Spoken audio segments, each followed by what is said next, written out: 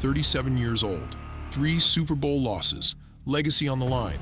And this man just threw his body into 3 defenders like he had nothing to lose. What happened after this play? It changed everything. But to understand why this moment mattered so much, we got to go back to the beginning. This is about understanding why we'll never see another quarterback like this again.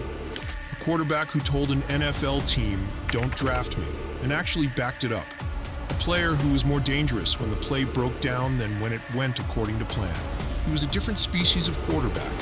In the modern NFL, they don't make him like this anymore. Here comes the blitz. He steps away from it and lets the pass go.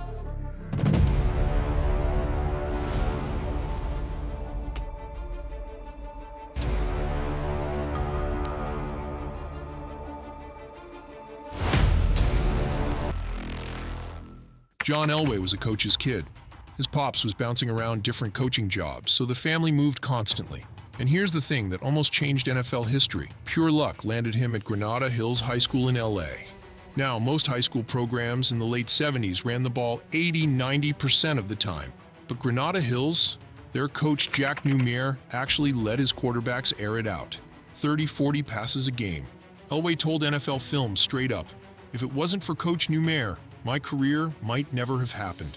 If he'd gone to a run-heavy program, he probably would have gotten bored and focused on baseball full-time." One coaching decision, that's all it took. At Granada Hills, Elway threw for 5,711 yards and 49 touchdowns. But it was what happened at Stanford that became legendary. First day of practice, freshman quarterback. He's running drills with the receivers, and his passes broke 2 receivers' fingers. I'm not talking about jammed fingers.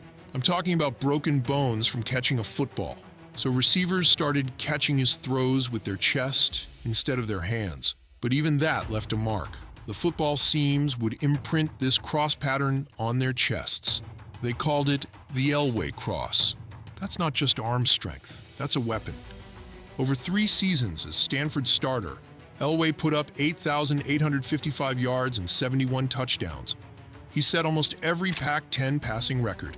The Kansas City Royals drafted him for baseball. He was the clear #1 pick in football. But what happened on draft day, that changed the game forever. The Baltimore Colts had the #1 pick in 1983. And John Elway looked at that situation and said, "Nah, I'm good." The Colts were a mess, losing culture. Head coach Frank Kush had a reputation for being impossible. Elway and his father, who knew the game inside and out, understood this wasn't it. So Elway did something almost nobody had done before. He told Baltimore straight up, "Do not draft me. I will play baseball for the Yankees." The media killed him for it, called him entitled, said he was disrespecting the league. He was disappointed, which is understandable on his part. He said he was going to play baseball. Did he say he was going to play? Well, that's what he said he was going to do, right? You believe it? We signed him in. We expect him to play football. But Elway saw it different. "I was actually the first guy to have a choice to do something else." I was actually the first guy to have a choice to do something else. So Baltimore called his bluff and drafted him anyway. Bad move. With the baseball option on the table, the Colts had no leverage. They had to trade him to Denver. Welcome to the NFL. And then reality hit. Elway's rookie season? Rough. Real rough. First game against the Steelers defense, they put him in a blender. He finished that rookie year completing 47.5% of his passes with 7 touchdowns and 14 interceptions. This was the consensus #1 pick, the guy who dominated college, and NFL defenses were eating him alive. But here's what separated Elway. He learned fast. 1984, 18 touchdowns. 1985, 3,891 yards and 22 touchdowns. Yeah, he threw 23 picks too, but you could see it coming together. Then 1986 hit different. 11-5 record, #1 seed in the AFC, and in the AFC Championship game, we got our first glimpse of what made Elway special. January 11th, 1987, Cleveland Municipal Stadium, AFC Championship.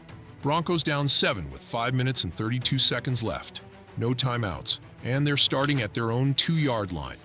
98 yards to go. In Cleveland, 80,000 Browns fans losing their minds. One of Elway's teammates said it best. "We walked in that huddle knowing it was do or die. Either we go to the Super Bowl or we're going home." Listen to what happened. First down, 15 plays, 5 minutes and 2 seconds. Elway converting on third down after third down, then with 39 seconds left, 98 yards. Under the most pressure you can imagine, in a hostile environment against one of the best defenses in football. They called it the drive, and it elevated Elway from good to elite overnight. But here's the painful part. They lost the Super Bowl, got demolished by the Giants 39-20. The pattern repeats. Next season, 1987, Elway wins NFL MVP, leads Denver back to the Super Bowl. They lose 42-10 to Washington. 1989, another Super Bowl, another loss. 55-10 to San Francisco. 3 Super Bowls in 4 years, 3 blowout losses. And suddenly John Elway had a reputation, the greatest quarterback who couldn't win the big one. Let me tell you what made Elway special, because it wasn't just that cannon arm. Watch the tape, any game. You'll see this pattern over and over. Most quarterbacks go down. Elway, he's just getting started. He'd scramble left with defenders draped all over him, plant his feet, and throw a laser 40 yards downfield across his body. Against every fundamental rule in the quarterback playbook. Perfect spiral, every time. The commentators couldn't believe what they were seeing. One of them said it perfect. That's not an arm, that's a gun. The late game magic.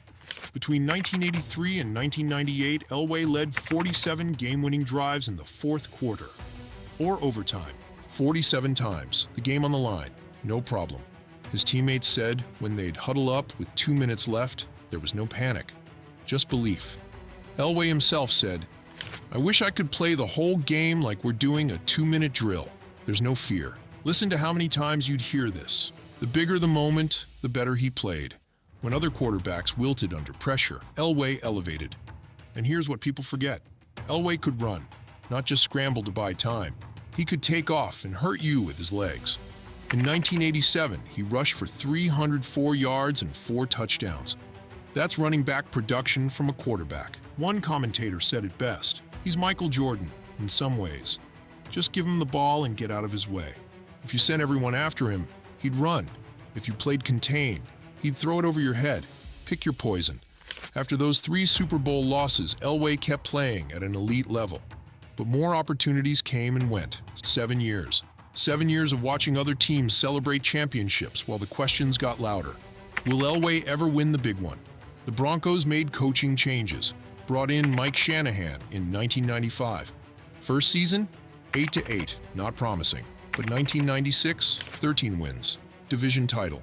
Elway's 7th Pro Bowl at 36 years old. Still no ring. Then 1997 happened. Elway's 15th season, 37 years old. Most guys are retired by now, but Elway put together another Pro Bowl season.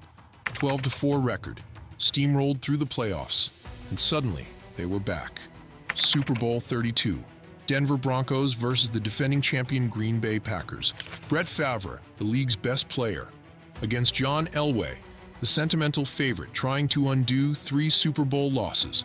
The narrative wrote itself. Game tied, 17-17 in the third quarter. Third down near the goal line. Elway could have slid, could have run out of bounds, could have played it safe. Instead, he dove headfirst into 3 Packers defenders. They hit him so hard, he spun completely around in midair like a helicopter. But when the refs spotted the ball, Elway had the first down. At 37 years old, with his entire legacy on the line, John Elway sacrificed his body for 1 yard.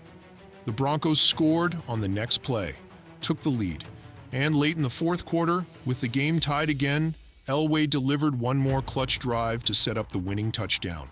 Terrell Davis punched it in, 31-24. Denver wins, after 14 years, after 3 crushing losses, after all the questions about his legacy. John Elway was finally a Super Bowl champion. Most legends retire right there, not Elway. He came back for one more season, 1998. The Broncos went 14-2, dominated the playoffs again. Super Bowl 33 against the Atlanta Falcons. Elway's final game, 336 yards, 1 touchdown. Super Bowl MVP. The Broncos won 34-19, back-to-back champions, and John Elway went out on top. In May 1999, Elway gave an emotional farewell. I really don't look at it as retirement. I looked at it as graduation. I'm just graduating from football. I can't do it physically anymore. He walked away with 2 rings, 51,475 career passing yards, 300 touchdowns, and a legacy that went beyond numbers. So why will we never see another John Elway? It's not just the arm strength, though that was legendary. It's not just the scrambling or the fourth quarter magic. It's the complete package. The improvisation, the refusal to accept defeat, the willingness to helicopter yourself through defenders at 37 years old when everything's on the line.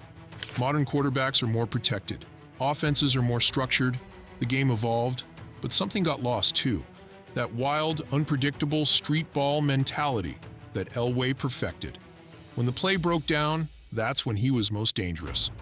Mike Shanahan said it best. John's ability to improvise and find a way to win is the greatest I've ever seen. John Elway was inducted into the Hall of Fame in 2004, but his real legacy isn't the stats or the rings. It's the belief that no matter how bad things looked, if number 7 had the ball, you had a chance. That's what made him legendary. And that's why there will never be another John Elway. If you made it this far, hit that subscribe button. This is Kicker Throne.